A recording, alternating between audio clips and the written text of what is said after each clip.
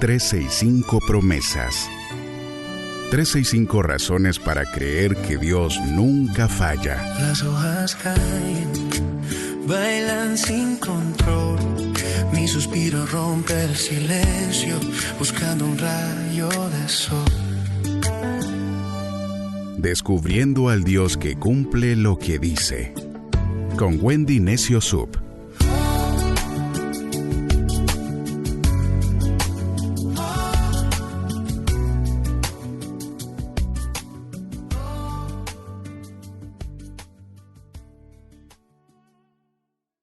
...18 de enero, promesa 18. El Señor siempre, siempre está contigo. El Salmo 16, en el verso 8, dice: sé que el Señor siempre está conmigo. Ojo, sé. No seré sacudido porque Él está aquí a mi lado. Hoy no vamos a hablar de una vida sin sacudidas, de una vida que todo es feliz, que están viviendo bonito. No, vamos a hablar de una vida que no cae cuando es sacudida. David no dice, nada me va a mover. Dice algo mucho más profundo. Dice, no seré sacudido porque Él, y se refiere a Dios, Dios está a mi lado. La seguridad de David en este salmo no está en la estabilidad de su entorno, está en la cercanía que tiene con Dios. Y esa es la seguridad que tú y yo debemos tener. Una seguridad que nace de nuestra cercanía, de nuestra amistad, de nuestra intimidad con Dios. ¿Qué significa ser sacudidos? Todos somos sacudidos en algún momento. Somos sacudidos cuando una relación se rompe. Somos sacudidos cuando un diagnóstico llega sin aviso. Somos sacudidos cuando un proyecto al que le habíamos puesto tanto corazón se cae. Cuando la traición aparece.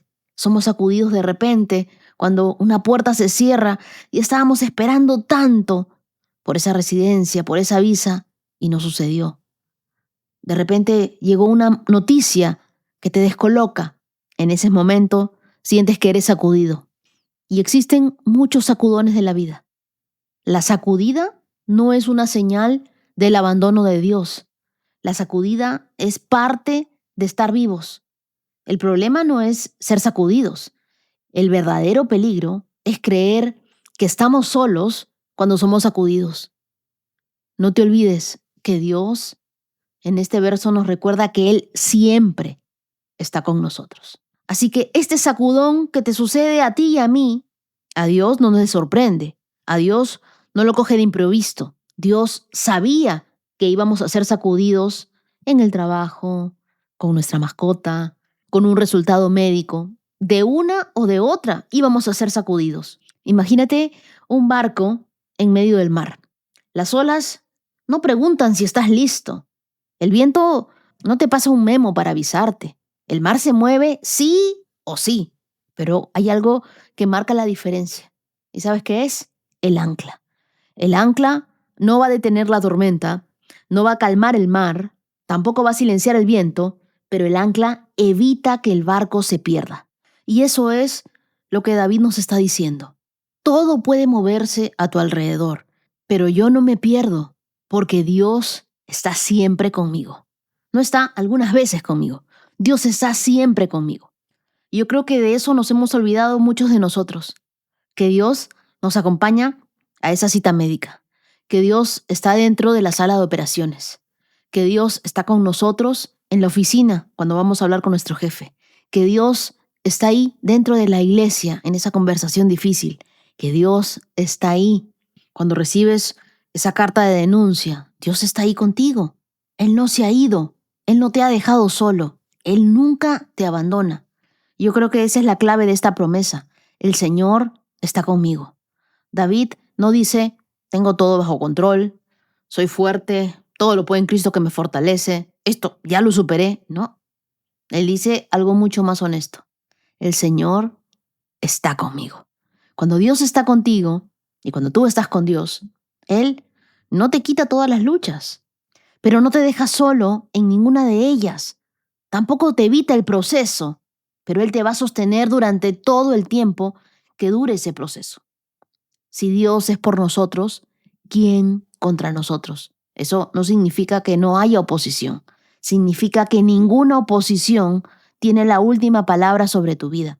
Ellos no van a poder contigo porque dentro de ti hay un Dios todopoderoso que te salva, que te ayuda, que te rescata, que pone las palabras en tu boca. Y yo creo que esta promesa la vemos en nuestro día a día, cuando decimos, no entiendo lo que está pasando, pero siento paz en mi corazón. Sé que Dios está conmigo.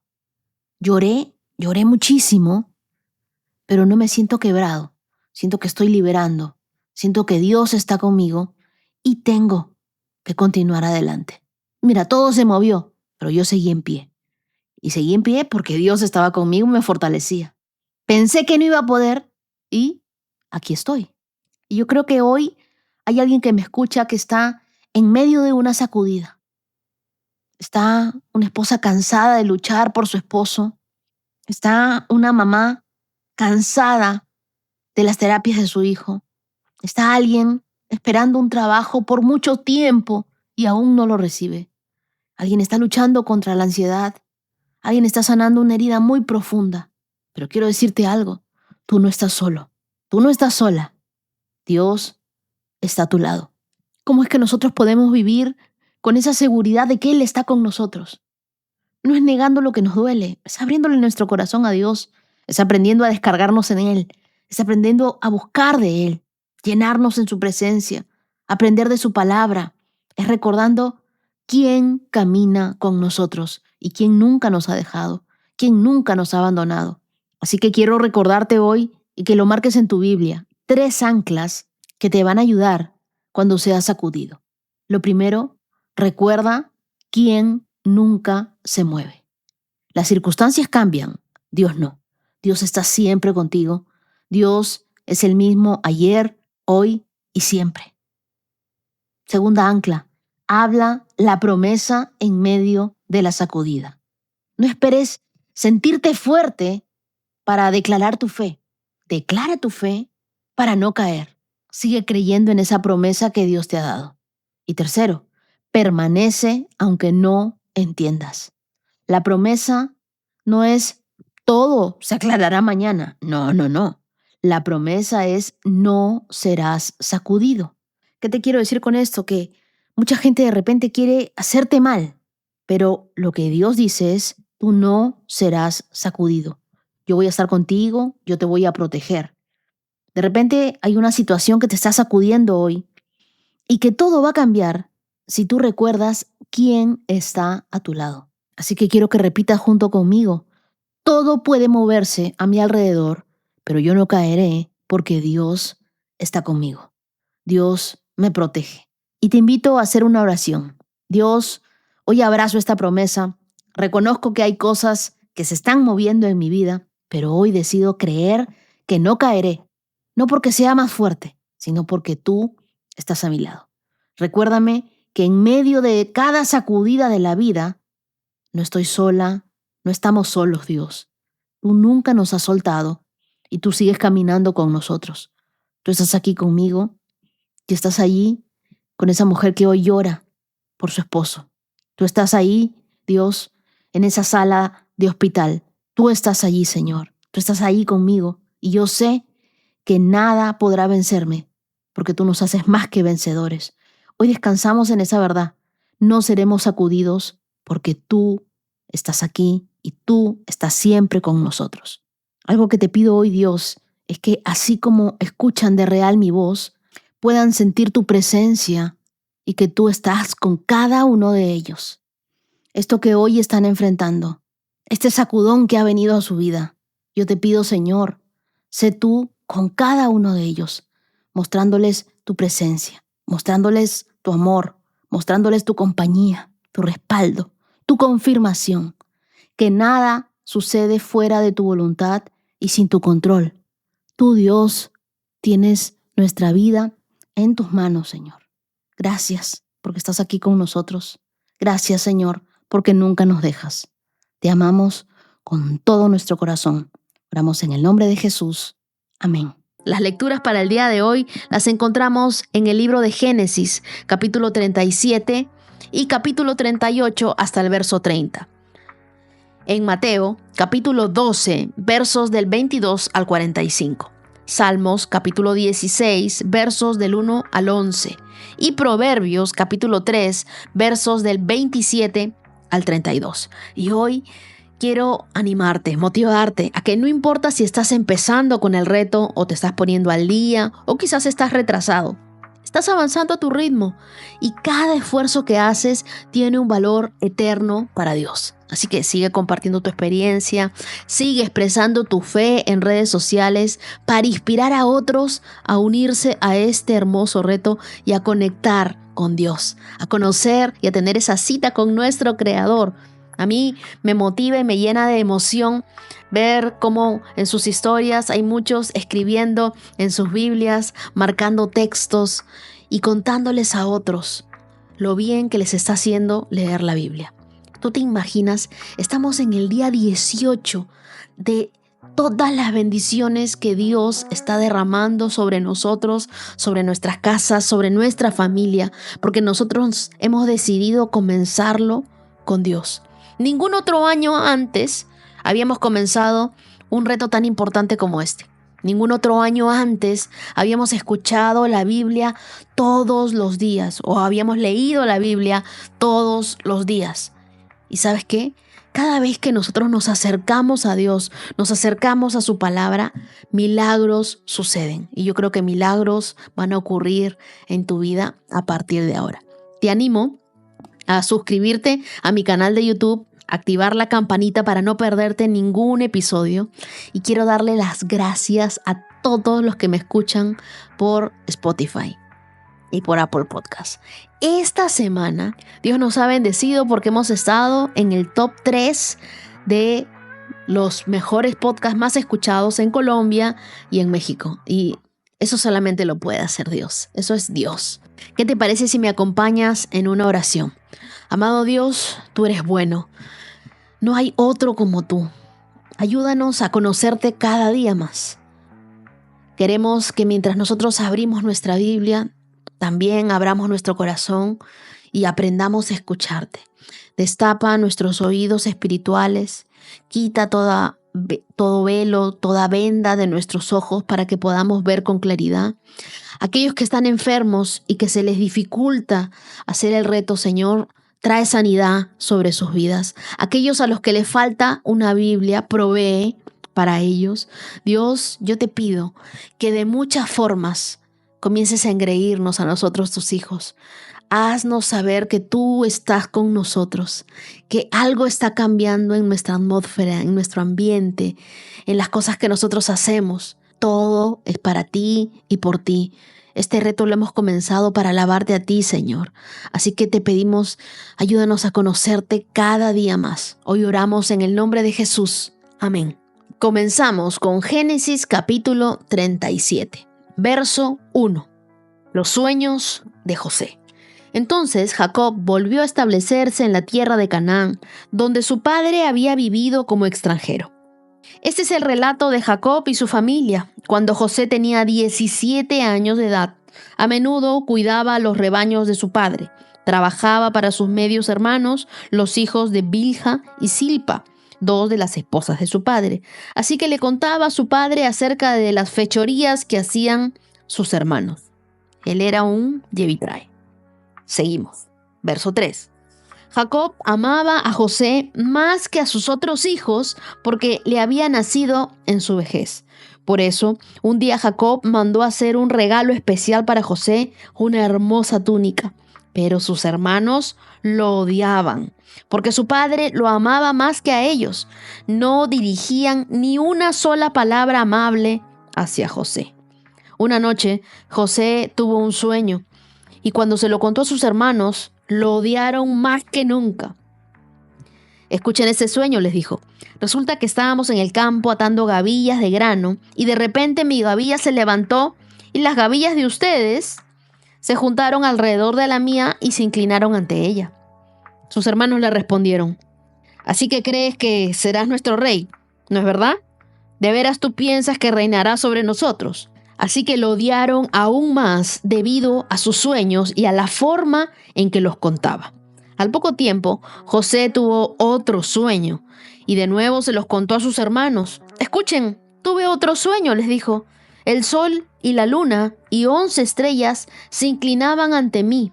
Esta vez le contó el sueño a su padre, además de a sus hermanos, pero su padre le reprendió. ¿Qué clase de sueño es ese?, le preguntó. ¿Acaso tu madre y tus hermanos y yo llegaremos a postrarnos delante de ti? Sin embargo, mientras los hermanos de José tenían celos de él, su padre estaba intrigado por el significado de sus sueños. Poco tiempo después, los hermanos de José fueron hasta Siquem para apacentar los rebaños de su padre, y cuando llevaban un buen tiempo allí, Jacob le dijo a José: tus hermanos están en Siquem apacentando las ovejas. Prepárate porque te enviaré a verlos. Estoy listo para ir, respondió José. Ve a ver cómo están tus hermanos y los rebaños, dijo Jacob, y luego vuelve aquí y tráeme noticias de ellos. Así que Jacob despidió a José y él viajó hasta Siquem desde su casa en el valle de Hebrón.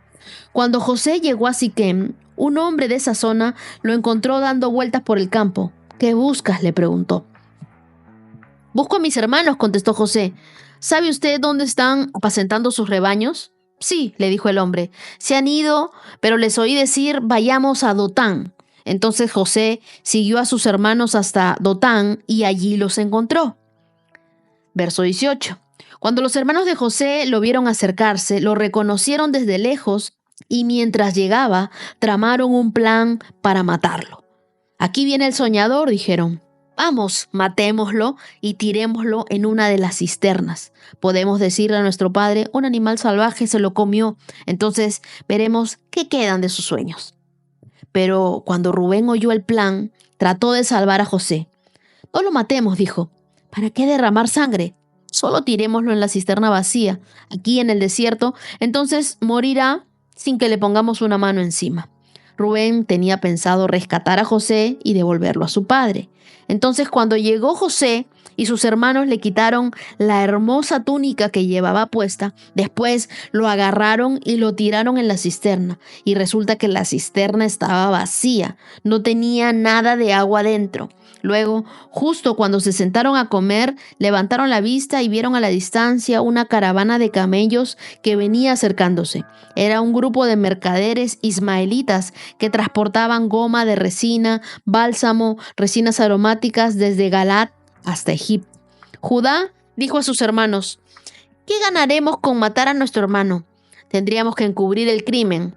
En lugar de hacerle daño, vendámoslo a estos mercaderes ismaelitas. Después de todo, es nuestro hermano, de nuestra misma sangre. Así que sus hermanos estuvieron de acuerdo. Entonces, cuando se acercaban los ismaelitas, que eran mercaderes madianitas, los hermanos de José lo sacaron de la cisterna y se lo vendieron por 20 monedas de plata.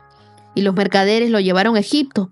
Tiempo después, Rubén regresó a sacar a José de la cisterna, y cuando descubrió que José no estaba allí, se rasgó la ropa en señal de lamento.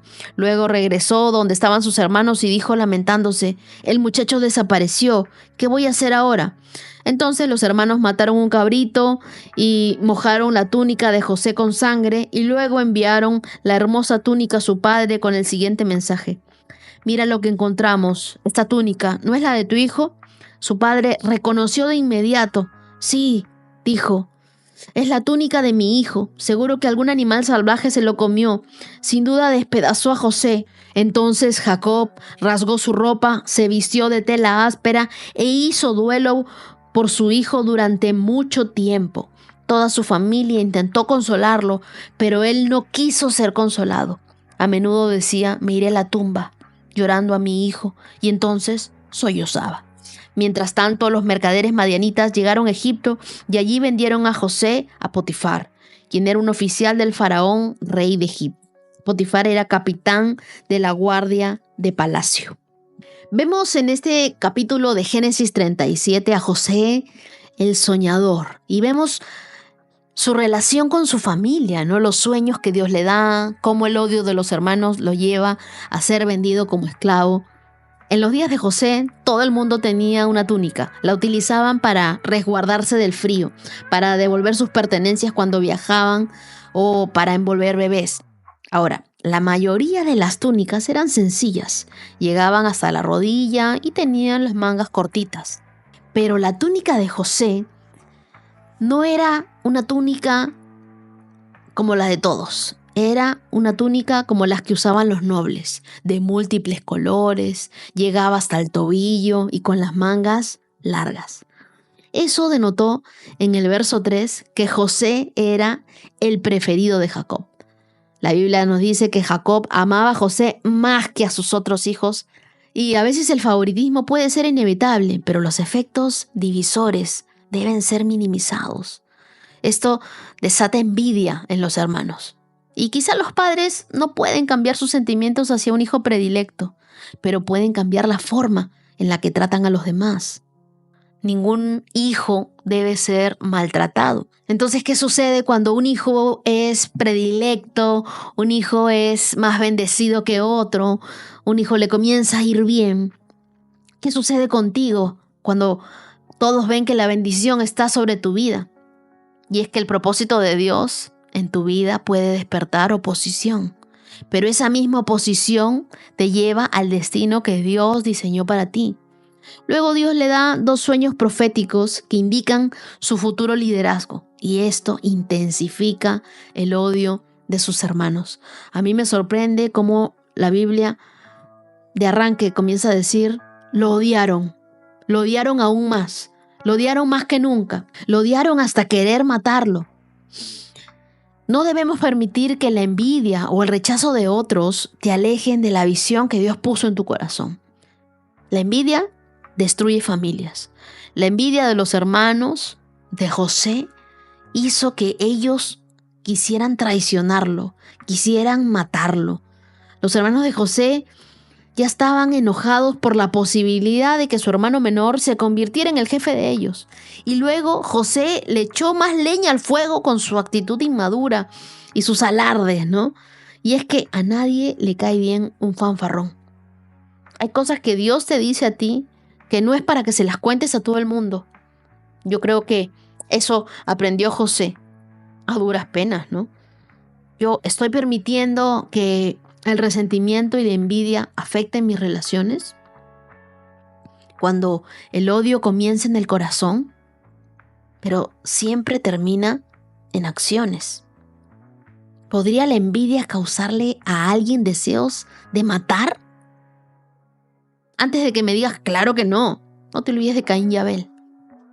Y observemos a los 10 hermanos de José que estuvieron dispuestos a matar a su hermano por causa de su túnica de colores y de sus sueños.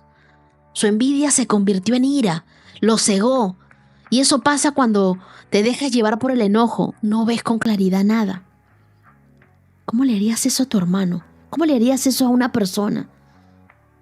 La envidia puede ser difícil de reconocer porque siempre le buscamos justificación. Tú dices, no, pero yo tengo razón de estar molesto porque esta persona me hizo esto, porque esta persona me dijo aquello.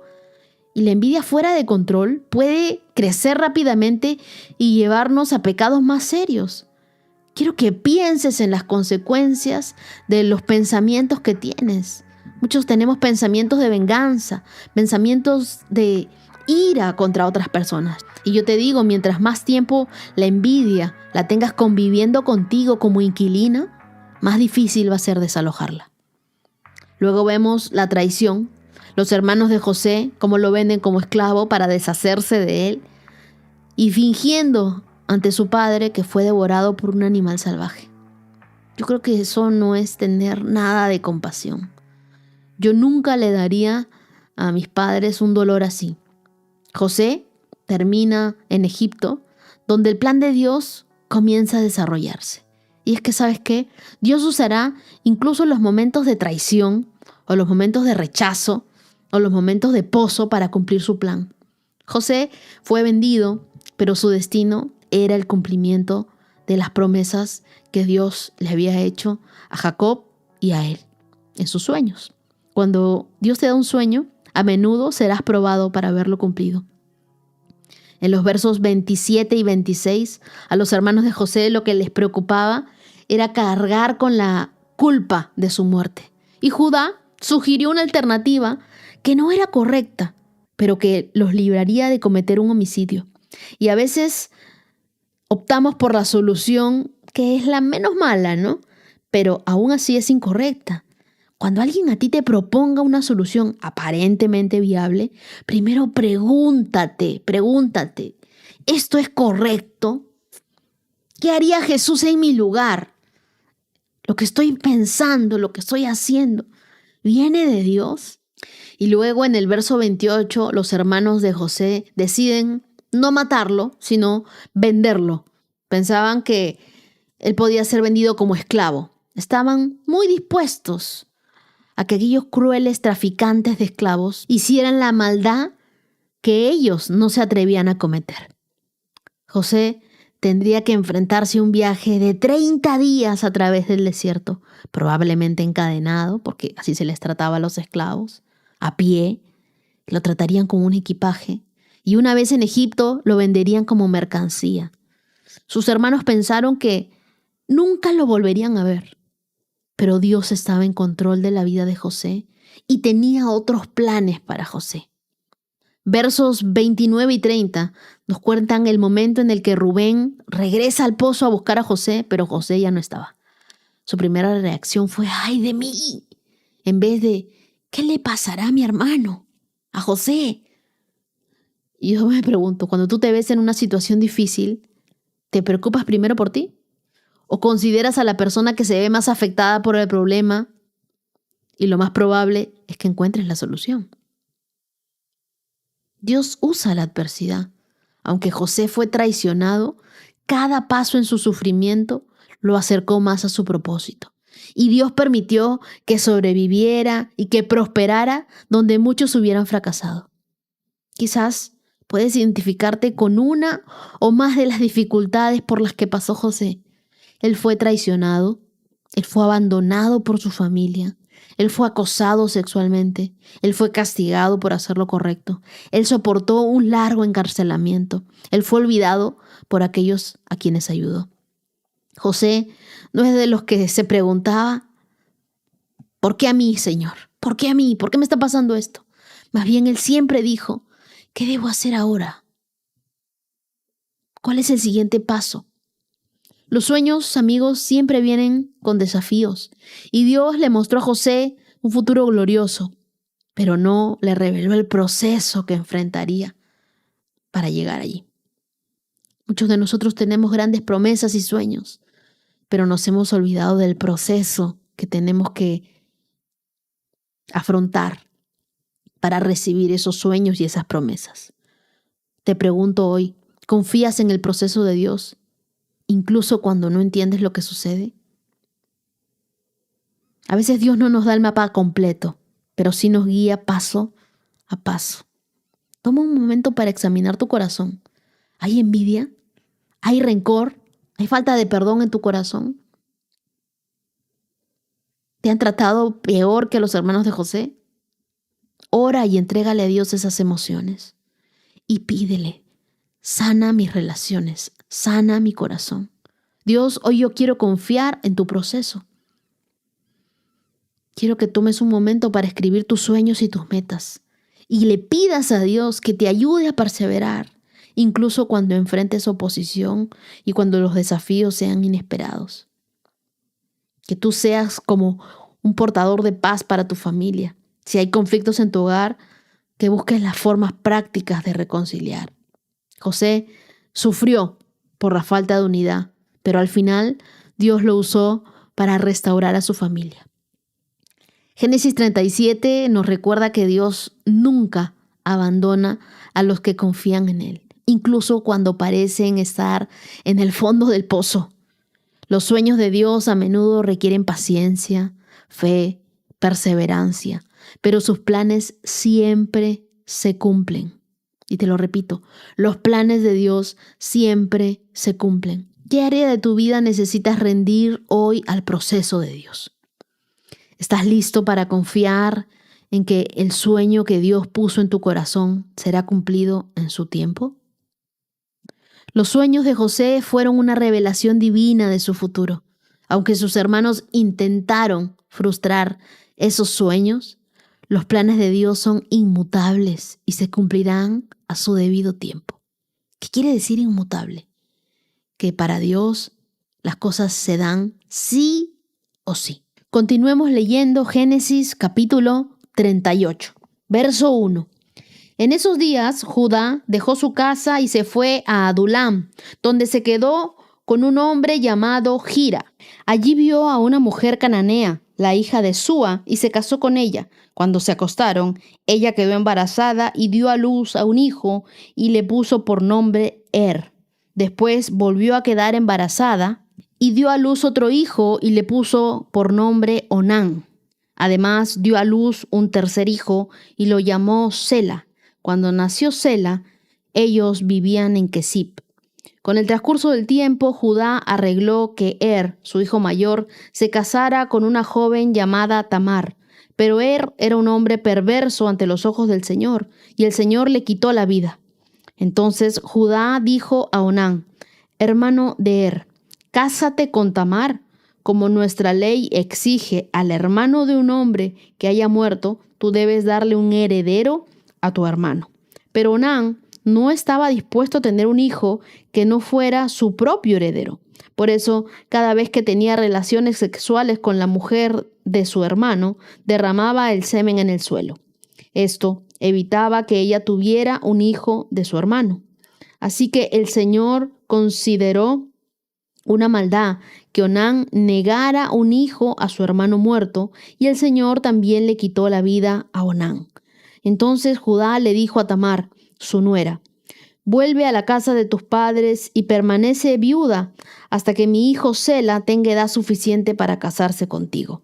Pero en realidad Judá no pensaba hacerlo porque temía que Sela también muriera, igual que los dos hermanos. Entonces Tamar regresó a vivir a la casa de sus padres. Unos años después murió la esposa de Judá. Cumplido el periodo de luto, Judá y su amigo Hira, el adulamita, subieron a Timna para supervisar la esquila de las ovejas. Alguien le dijo a Tamar, mira, tu suegro sube a Timna para esquilar sus ovejas. Tamar ya sabía que Sela había crecido, pero aún no se había arreglado nada para que ella se casara con él.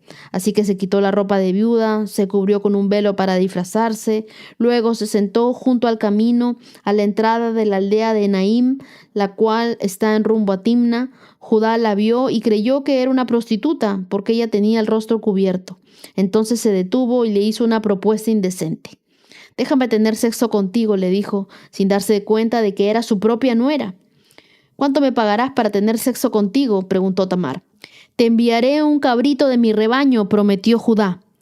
Pero, ¿qué me darás como garantía de que enviarás el cabrito?, preguntó ella. ¿Qué clase de garantía quieres?, respondió él. Ella contestó, déjame tu seño de identidad junto con su cordón y el bastón que llevas. Entonces Judá se los entregó. Después tuvo relaciones sexuales con ella y Tamar quedó embarazada. Luego ella regresó a su casa, se quitó el velo, se puso la ropa de viuda como de costumbre. Más tarde Judá le pidió a su amigo Hira, el adulamita, que llevaba el cabrito a la mujer, que recogiera las cosas que había dejado como garantía. Pero Hira no pudo encontrarla. Entonces preguntó a los hombres de ese lugar, ¿dónde puedo encontrar a la prostituta del templo local que se sentaba junto al camino a la entrada de Naim?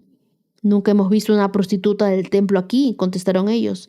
Entonces Hira regresó donde estaba Judá y le dijo, no pude encontrarla por ninguna parte, y los hombres de la aldea afirman que nunca ha habido una prostituta del templo pagano en ese lugar. Entonces, deja que se quede con las cosas que le di, dijo Judá. Envié el cabrito tal como acordamos, pero tú no pudiste encontrarla.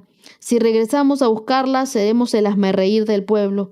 Unos 3 meses después le dijeron a Judá, tu nuera Tamar se ha comportado como una prostituta. Ahora como consecuencia está embarazada. Sáquenla y quémenla, ordenó Judá. Pero cuando la sacaban para matarla, ella envió el siguiente mensaje al suegro, el dueño de las cosas, de quien la había dejado embarazada, fíjese bien. ¿De quién son ese sello y este cordón y este bastón?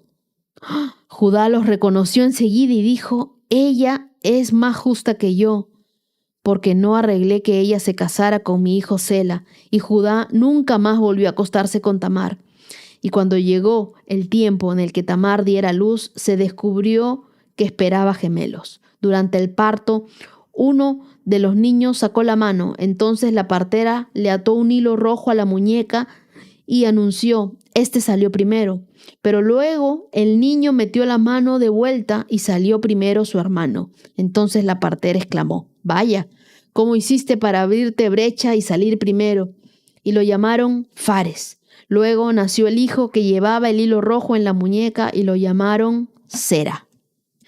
En este Génesis 38 nos narra un episodio importante y complejo en la vida de Judá y de Tamar, algo lleno de desafíos morales, de redención y de propósitos divinos. Aunque parece un desvío de la narrativa que acabamos de tener de José, este capítulo revela cómo Dios puede usar incluso situaciones difíciles y aparentemente imperfectas para cumplir su plan. En los versos del 1 al 5, la Biblia nos dice que Judá se aparta y se fue a vivir a Adulam. Es decir, Judá se aparta de su familia y forma una nueva familia. Se integra a una cultura distinta, lo que lo lleva a tomar decisiones cuestionables. Esta separación de sus hermanos muestra cómo apartarse de la influencia espiritual puede llevarnos a nosotros a caminos complicados. Algunos me preguntarán por qué, y es que cuando nos alejamos de la comunidad de fe, nos volvemos más vulnerables a tomar decisiones incorrectas. Y en los versos del 6 al 11 vemos cómo Judá arregló el matrimonio de su primogénito con esta joven llamada Tamar. Y el pecado y la maldad siempre tienen consecuencias. Tamar queda viuda de queda desprotegida en una sociedad que dependía de hombres para la herencia, para la seguridad. Y Judá, en lugar de cumplir con su deber, decide retrasar la solución, dejando a Tamar en un estado de vulnerabilidad. Pero algo que yo sé es que Dios nunca ignora la injusticia. Su justicia siempre llega en el tiempo perfecto. Tamar decide tomar una decisión arriesgada. Y es que esta ley de la obligación de que un hombre se casase con la viuda de su hermano se explica en Deuteronomio 25, versos del 5 al 10.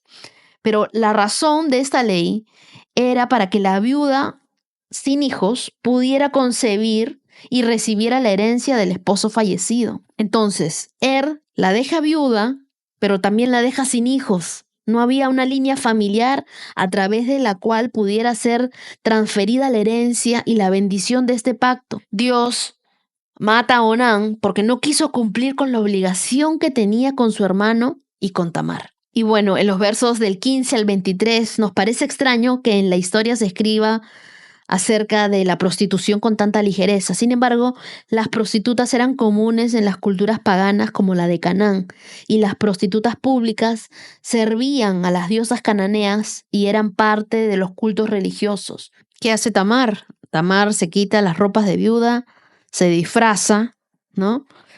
Y Tamar, al ser ignorada por Judá, toma medidas desesperadas, ¿no?, para asegurar su lugar en la familia de Israel.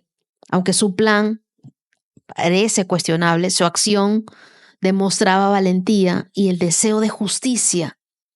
El deseo intenso que tenía Tamar por tener un hijo y ser la matriarca de la línea de Judá fue la que llevó a que ella seduciera a Judá.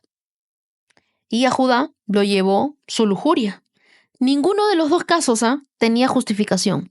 Y yo me pregunto, ¿no?, ¿por qué Judá no tuvo problema alguno en meterse con una prostituta, pero sí estaba dispuesto a ejecutar a su nuera por ser una? Entonces, para entender esta aparente contradicción, algo que nosotros tenemos que aprender es que la función principal de la mujer de Canaán era dar a luz hijos y que se perpetuaran en su línea familiar. Ahora, esta historia de ninguna manera implica que Dios se hace de la vista gorda ante la prostitución. No, a través de la Biblia, la prostitución se condena como un pecado serio. Y la historia tiene una moraleja. Es que la fidelidad a las obligaciones familiares es importante, sí, pero hay que ver que Judá y Tamar son antepasados directos de Jesús. Lo acabamos de leer en Mateo capítulo 1, versos del 1 al 6. Y luego en los versos del 24 al 26 viene la confrontación y la confesión de Judá. Es un punto crucial en la historia porque Judá reconoce su falta, admite que Tamar actuó con más justicia que él y es momento de tener humildad y confesión. Eso marca un cambio significativo en su carácter. Y es que el arrepentimiento genuino comienza cuando reconocemos nuestra culpa sin excusas. Y en los últimos versos, del 27 al 30, creo que es mi parte favorita de la historia, es cuando nace Fares y Zara. Fares es el hijo de Tamar, que se convierte en el ancestro directo de Jesús. Esto muestra cómo Dios usa circunstancias improbables y las personas más imperfectas para cumplir su plan redentor. Dios no elige a los perfectos, sino a los dispuestos, y su gracia transforma cada historia para su gloria. Mateo 12, del 22 al 45. Jesús y el príncipe de los demonios. Luego le llevaron a Jesús a un hombre ciego y mudo que estaba poseído por un demonio, y Jesús sanó al hombre para que pudiera hablar y ver. La multitud quedó llena de asombro y preguntaba, ¿será posible que Jesús sea el hijo de David, el Mesías? Pero cuando los fariseos oyeron del milagro, dijeron, con razón puede expulsar demonios. Él recibe su poder de Satanás, el príncipe de los demonios. Y Jesús conocía sus pensamientos y les contestó, todo reino dividido por una guerra civil está condenado al fracaso. Una ciudad o una familia dividida por peleas se desintegrará. Si Satanás expulsa a Satanás, está dividido y pelea contra sí mismo y su propio reino no sobrevivirá. Entonces, si mi poder proviene de Satanás, ¿qué me dicen de sus propios exorcistas, quienes también expulsan demonios? Así que ellos los condenarán a ustedes por lo que acaban de decir. Sin embargo, si yo expulso los demonios por el Espíritu de Dios, entonces el reino de Dios ha llegado y está entre ustedes, pues ¿quién tiene suficiente poder para entrar en la casa de un hombre fuerte y saquear sus bienes? Solo alguien aún más fuerte, alguien que pudiera atarlo y después saquear su casa. El que no está conmigo, a mí se opone. El que no trabaja conmigo, en realidad trabaja en mi contra.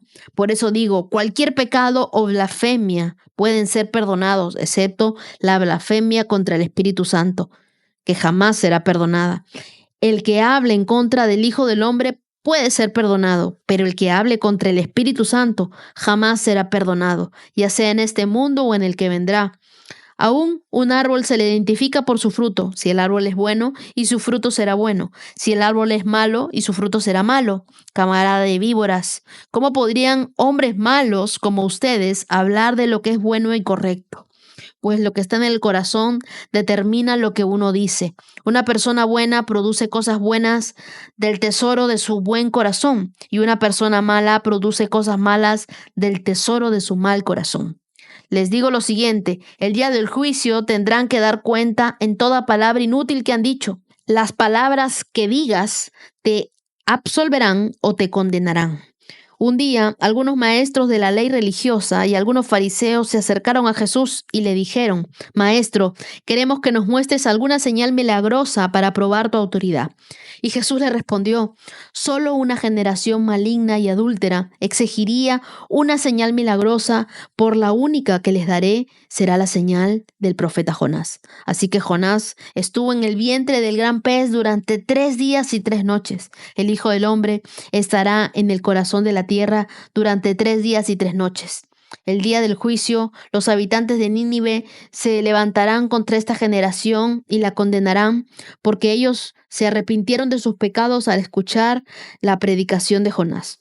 Ahora, alguien superior a Jonás está aquí, pero ustedes se niegan a arrepentirse. La reina de Saba también se levantará contra esta generación el día del juicio y la condenará, porque vino a una tierra lejana para oír la sabiduría de Salomón. Ahora, hay alguien superior a Salomón y está aquí, y ustedes se niegan a escuchar.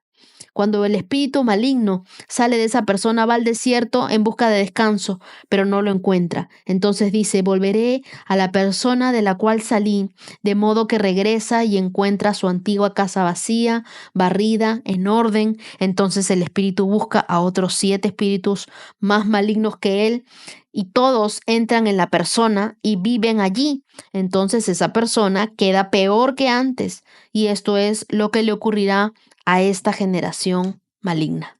Miren que la multitud estaba asombrada por el poder de Jesús en Mateo 12 del 22 al 24, ¿no? Y comienza a preguntarse si él era el Mesías. Sin embargo, los fariseos envidiosos, con dureza en su corazón, atribuyen que él tenía el poder por Satanás. Y es que siempre la incredulidad no nace de la falta de evidencia, sino de un corazón que rehúsa aceptar la verdad. Me gusta cuando él les dice en el verso 42, alguien superior a Salomón está aquí, pero ustedes se niegan a escuchar. ¿Te has dado cuenta que los incrédulos se niegan a escuchar lo que Dios les quiere decir? Y la respuesta de Jesús a la blasfemia también es increíble, porque Jesús expone lo absurdo de la acusación de los fariseos y explica que su poder proviene del Espíritu Santo, no del mal, no del enemigo, no del diablo. Advierte sobre el pecado imperdonable. Dice, no cometan blasfemia contra el Espíritu Santo. No rechacen al Espíritu Santo ni a su obra. Por eso es que nosotros siempre comenzamos pidiéndole al Espíritu Santo que transforme nuestro corazón, que nos enseñe a escuchar la voz de Dios. Resistir a la voz del Espíritu Santo puede endurecer tu vida espiritual, te puede alejar de lo verdaderamente valioso de tener una conexión con Dios. Acuérdate que cuando Jesús ascendía al cielo, Él les dijo, yo me voy, pero viene detrás de mí un consolador y Él estará con ustedes todos los días hasta el fin del mundo. Entonces, en el Antiguo Testamento nosotros tuvimos a Dios Padre y lo vemos actuar desde Génesis hasta Malaquías. En el Nuevo Testamento vemos a Jesús obrando, pero Jesús se va en el libro de los Hechos y dice, enviaré al Consolador. Entonces yo te pregunto, ¿quién está con nosotros ahora? El Espíritu Santo. Dios nunca nos ha dejado solos, nunca nos ha abandonado. En el Antiguo Testamento, el Padre. En el Nuevo Testamento, el Hijo, Jesús. Y ahora con nosotros, el Espíritu Santo. Y luego la Biblia nos habla sobre el árbol y sus frutos, en los versos 33 al 37, que al árbol se le conoce por sus frutos. Jesús enseña que nuestras palabras reflejan lo que está en nuestro corazón. Si en nuestro interior estamos llenos de maldad, nuestras palabras van a ser destructivas. Pero si está lleno del Espíritu, nuestras palabras serán edificantes. El corazón transformado por Dios produce siempre frutos visibles de amor, de verdad, de justicia. Evalúa tu vida el día de hoy. ¿Tus palabras y tus acciones reflejan un corazón lleno del Espíritu Santo? ¿O continúas hablando malas palabras? ¿O continúas hablando cosas que no quieres decir? ¿Continúas maldiciendo a la gente con tus palabras? Y por último, Mateo 12, versos del 43 al 45, dice, cuando el espíritu maligno sale de una persona, va al desierto en busca de descanso, pero no lo encuentra. Entonces dice, volveré a la persona de la cual salí. Y es que Jesús nos advierte que simplemente eliminar el mal de nuestra vida no es suficiente. Debemos llenarnos de su presencia para evitar volver a caer. Hay personas que dicen constantemente, estoy cayendo. Y es que un corazón vacío es vulnerable al enemigo. En tu corazón y en tu vida tiene que estar Jesús en el trono de tu corazón y tú viviendo en santidad. Un corazón vacío no es suficiente. Debe ser lleno por la presencia de Dios y por la palabra de Dios. No te conformes con quitar cositas negativas de tu vida. No, llena tu corazón con la palabra de Dios y busca la presencia de Dios diariamente. Yo estoy segura que todas las personas que están leyendo la Biblia conmigo no les ha dado el tiempo para fallarle a Dios. El Espíritu Santo ha estado hablando a su mente, a su corazón, a su espíritu, diciéndoles, oye, no vayas por ese lugar, no peques, no tomes esta decisión. No permitas que la incredulidad robe la oportunidad de acercarte más a Dios. Cuida tus palabras. Lo que hablas refleja lo que hay en tu corazón. Permite que el Espíritu Santo transforme tu interior para que produzcas buenos frutos. Y pregúntate, ¿mis palabras y mis acciones reflejan un corazón lleno de la presencia de Dios? ¿Estoy llenando mi vida con la verdad de Dios para evitar caer en las mismas trampas? Yo creo que sí. Cada día busquemos llenarnos más de Dios Yo puedo decir el día de hoy que vamos 18 días caminando con Dios, 18 días tomados de la mano del Señor, donde en ningún momento Él nos ha dejado. Salmos capítulo 16. Manténme a salvo, oh Dios, porque a ti he acudido en busca de refugio. Le dije al Señor, tú eres mi dueño, todo lo bueno que tengo proviene de ti. Los justos de la tierra son mis verdaderos héroes, ellos son mi deleite. A quienes andan detrás de otros dioses se les multiplican los problemas. No participaré en sus sacrificios de sangre, ni siquiera mencionaré los nombres de sus dioses. Señor, solo tú eres mi herencia, mi copa de bendición. Tú proteges todo lo que me pertenece. La tierra que me has dado es agradable. ¡Qué maravillosa herencia! Bendeciré al Señor quien me guía. Aún en la noche mi corazón me enseña. Sé que el Señor siempre está conmigo. No seré sacudido porque Él está a mi lado. Con razón, mi corazón está contento y yo me alegro. Mi cuerpo descansa seguro, pues tú no dejarás mi alma entre los muertos, ni permitirás que tu santo se pudre en la tumba. Me mostrarás el camino de la vida, me concederás la alegría de tu presencia y el placer de vivir contigo para siempre. Este Salmo 16 es una declaración de confianza y de alegría en Dios. Está escrito por David y ese salmo expresa el refugio y el gozo, la seguridad que encontramos cuando hacemos de Dios nuestra herencia y nuestro guía. Es un recordatorio de que en su presencia encontramos la plenitud de gozo. Si tú estás triste el día de hoy, lee este salmo, porque en la palabra de Dios nosotros podemos encontrar la plenitud de gozo. Nuestra eternidad está segura siempre con Dios. David comienza declarando que Dios es su refugio y la fuente de todo bien. Es allí cuando él reconoce que nada bueno proviene de él mismo, sino que todo es un regalo de Dios.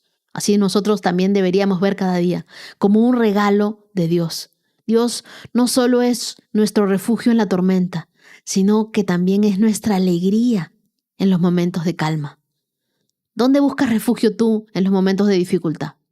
Este versículo nos invita a confiar plenamente en Dios como nuestro protector, pero también como nuestro proveedor. Algunos me dirán, pero no tengo, Wendy, motivos en este momento para alegrarme. Pero Dios es nuestra seguridad, Él es nuestro refugio y Él dice que en los versos 5 y 6, Señor, tú eres mi herencia, mi copa de bendición, tú proteges todo lo que me pertenece. David compara su relación con Dios con una herencia preciosa que no puede perderse. Y eso refleja una satisfacción profunda que no depende de las circunstancias materiales. Cuando Dios es tu herencia, tú tienes todo lo que necesitas. Y subraya estos versos, el verso 7, 8 y 9. Bendeciré al Señor, quien me guía. Aún de noche, mi corazón me enseña. Sé que el Señor siempre está conmigo. No seré sacudido porque Él está aquí a mi lado. Dios no solo nos da dirección durante el día, sino que también habla a nuestro corazón en los momentos de silencio, en los momentos en los que estamos vulnerables, cuando estamos preocupados, no podemos dormir. Estamos con Él a nuestro lado. Podemos enfrentar cualquier desafío con confianza porque Dios está con nosotros. La guía de Dios nunca te llevará a un lugar donde su gracia no te pueda sostener. ¿Estás permitiendo que Dios te guíe en tus decisiones? ¿Estás confiando en la dirección de Dios, incluso en tus momentos de incertidumbre? Y por último, David dice, me mostrarás el camino de la vida, me concederás la alegría de tu presencia, el placer de vivir contigo para siempre. David concluye declarando que la presencia de Dios es la fuente suprema de su alegría, de su esperanza, de vivir en plenitud. Así que el gozo de Dios no es temporal ni circunstancial. Es eterno y es inquebrantable. Proverbios capítulo 3, versos del 27 al 32. No dejes de hacer el bien a todo el que lo merece cuando usted te alcance a ayudarlos. Si puedes ayudar a tu prójimo hoy, no le digas vuelve mañana y entonces te ayudaré. No trames hacerle daño a tu vecino, porque los que viven cerca de ti confían en ti. No busques peleas sin motivo, cuando nadie te ha hecho daño. No envidies a las personas violentas ni imites su conducta. El Señor detesta a la gente perversa, en cambio ofrece su amistad a los justos. Marca ahí amistad a los justos. Aquí vemos en Proverbios 3 una serie de principios prácticos para vivir con integridad y sabiduría en nuestras relaciones. Lo primero es actúa con generosidad. Leímos que decía, no te niegues a hacer el bien a quien lo necesita. Si puedes ayudarlo hoy, no le digas que vuelva mañana. Y este llamado a la generosidad nos recuerda que cuando esté en nuestras manos el ayudar, debemos hacerlo de inmediato, sin posponer el bien. Retrasar la ayuda puede significar ignorar la necesidad de alguien en un momento crucial. La bondad no es un lujo, es una expresión de la gracia de Dios en nuestras vidas. Piensa, ¿a quién puedes ayudar hoy con tu tiempo, con tus recursos, con tus palabras, enviando un mensaje, haciendo una donación? No esperes más, haz el bien mientras tengas oportunidad. Verso 29 dice, no trames daño contra tu prójimo, no trates de hacer algo contra personas que confían en ti, contra tu vecino. Y esto nos habla de relaciones saludables, ¿no? Que se construyen en base a la confianza. Tramar, hacer daño, actuar en contra de alguien que confía en nosotros no solo destruye la relación, sino que contradice el carácter de Dios, quien es fiel y confiable con nosotros. Miren, la confianza rota es difícil de restaurar. Uno lleva años construyendo confianza, pero en segundos esto se puede caer. Evalúa tus relaciones. ¿Estás siendo alguien digno de confianza? El verso 30 nos habla de evitar peleas, pleitos, el aprender a ser pacificadores. Un pacificador no es alguien débil, sino es alguien sabio, que sabe cuándo es mejor buscar la paz que ganar una discusión. Hay discusiones en tu vida que podrías evitar o resolver con sabiduría, preguntándole a Dios cómo debemos actuar. Y por último, vimos que la verdadera bendición no está en la riqueza del mundo, sino en una amistad con Dios. En lugar de envidiar a los malvados, busca el favor de Dios, viviendo de manera justa, obediente a su palabra. Sé generoso, haz el bien, vive con integridad, construye relaciones basadas en la confianza, busca la paz. No te comas pleitos que no te corresponden. Confía en la justicia de Dios. No envidies a nadie. Enfócate tú en agradar a Dios, que Dios bendice a sus justos con su amistad. ¿Cuánto me gustaría que Dios nos vea en el cielo y diga, adelante, amigo, hagámonos cada día más amigos de Dios? Y hoy quiero contarte el testimonio de Tatiana Marcela Bojorquez desde Colombia.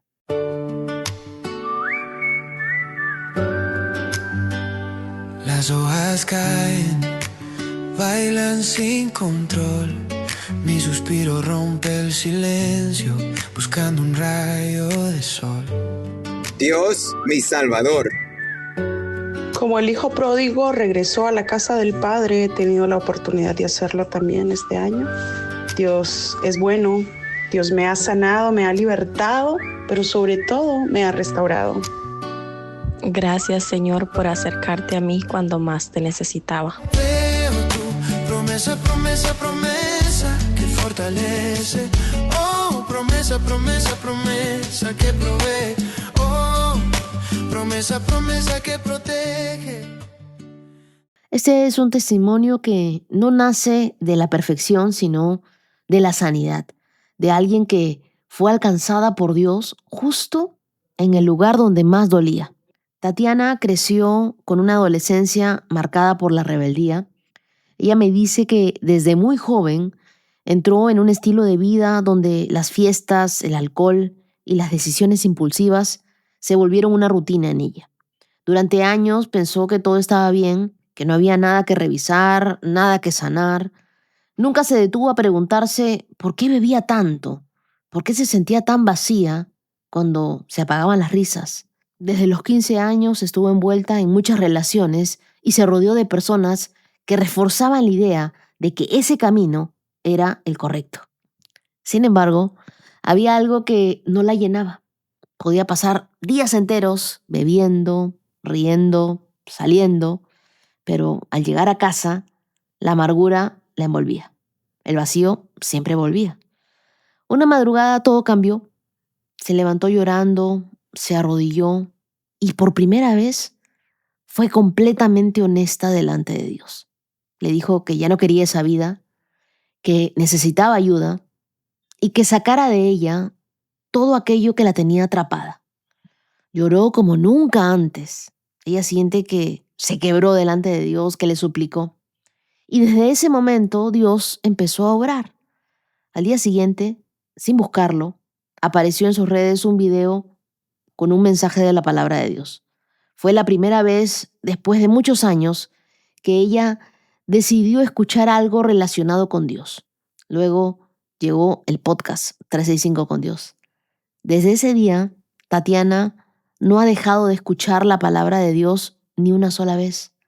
Hoy puede decir que su forma de ver la Biblia cambió, que Dios usó los devocionales para traer orden, para traer verdad, para traer sanidad profunda a su vida. Ella lleva 9 meses sin probar una sola cerveza. Dios apartó de su vida amistades que no le edificaban y le mostró que muchos de esos vínculos la mantenían atada a un pasado que no le pertenecía. Tatiana entendió algo clave. Somos el resultado de las relaciones que elegimos. Pero la obra de Dios fue aún más profunda. En medio de la oración, comenzaron a venir recuerdos que ella había enterrado por años. Se enfrentó a una verdad que había callado. Ella fue abusada en su niñez. Nunca habló de eso. Nunca lloró por eso.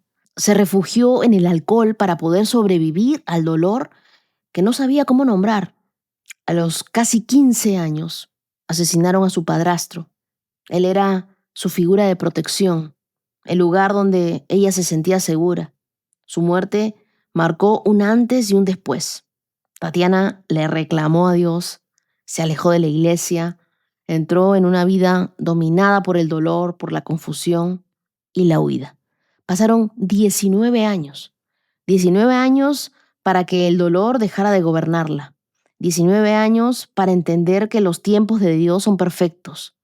19 años para mirar atrás y reconocer que, aún en su rebeldía, Dios la guardó. Ella estuvo rodeada de drogas, pero Dios no permitió que las probara. El enemigo intentó destruirla, pero no pudo con ella. Tatiana entendió que siempre fue esa oveja rebelde, pero que nunca dejó de ser oveja. Siempre fue buscada por Dios. Siempre fue cuidada. Hoy está en un proceso de perdón, de no justificar a quienes le hicieron daño, sino para liberarse, porque entendió que el perdón es un acto de amor hacia uno mismo. Dios rompió cadenas, sanó su alma, quitó la depresión, la tristeza, el vacío. Hoy se alegra de alabar a Dios, despierta agradecida. Y aunque lleva 6 años sin un empleo formal, Dios ha sido su proveedor fiel y cada mes, de formas sobrenaturales, Dios ha cubierto sus necesidades. Personas la han ayudado, ha venido la provisión de una forma inesperada, puertas pequeñas han sostenido grandes milagros. Tatiana recuerda que cuando tenía 12 años, el primer mensaje bíblico que tocó su corazón fue Mateo 6, del 25 al 34. Y muchos años después, fue ese mismo pasaje el que Dios usó para llamarla de regreso y recordarle: no te afanes, yo sigo aquí. Hoy, a sus 34 años, Tatiana puede decir con convicción: Dios es el Dios de lo imposible. Él restaura lo que parecía perdido. Él no se cansa de buscarme, de sanarme, de amarme. Y ella quería compartir su testimonio para darle gloria y honra a Dios. Tatiana querida, gracias por tu valentía, gracias por no maquillar ninguna parte de tu historia y por permitir que Dios transforme lo que dolió en una voz que ahora puede sanar a otros. Tu proceso yo sé que no fue corto, pero ha sido real. Y quiero que sepas algo: Dios nunca te soltó. Aun cuando tú no sabías cómo volver, Él ya estaba esperándote con los brazos abiertos. Tu vida es una evidencia de que Dios no solo perdona, Dios restaura, Él nos rescata, Él reescribe nuestra historia. Él siempre tiene para nosotros restauración. Y creo que incluso en lo laboral, porque el mismo Dios que ha sido tu proveedor será el que te lleve al trabajo correcto en el tiempo correcto. Gracias por recordarnos que ninguna herida es demasiado profunda para que el amor de Dios no la pueda sanar. Quiero regalarte Isaías capítulo 27, verso 3, que dice: Yo, el Señor, la vigilaré y la regaré con cuidado. Día y noche la vigilaré para que nadie pueda hacerle daño. Querida Tatiana, Dios es tu protector, es quien te cuida y es el que siempre ha estado a tu lado. Y también quiero agradecer a los corazones generosos de esta hermosa comunidad. Muchísimas gracias para María Alonso Ramírez. Dios te bendiga, Solange Pinero. Muchas gracias, Irma Yaja. Quiero regalarles el Salmo 90, verso 14, que dice: Sácianos cada mañana con tu amor inagotable, para que cantemos de alegría hasta el final de nuestra vida. Danos alegría en proporción a nuestro sufrimiento anterior. Compensa los años malos con bien. Permite que tus siervos te veamos obrar otra vez para que nuestros hijos vean tu gloria. Y que el Señor nuestro Dios nos dé de su aprobación y haga que nuestros esfuerzos prosperen. Sí, haz que nuestros esfuerzos prosperen. Yo creo esta palabra para ustedes es una palabra de restitución y creo que el Señor obrará más pronto de lo que ustedes esperan. Ustedes también estarán en mis oraciones. Muchas gracias, queridos íntimos, por acompañarme hasta aquí. Nos vemos el día de mañana con más de la palabra de Dios. Hoy ya estamos completando nuestros 18K y mañana nos vamos por los 19. No dejes que nadie te saque de esta carrera de la fe. Que tengas un lindo día. Bendiciones. Has escuchado 365 Promesas. Síguenos en Facebook e Instagram, @Wendy Necio Sub. Hasta la próxima. Bailan sin control, mi suspiro rompe el silencio, buscando un rayo de sol. Promesa, promesa, promesa que salva. Oh, promesa, promesa, promesa que guía. Promesa, promesa plena en ti.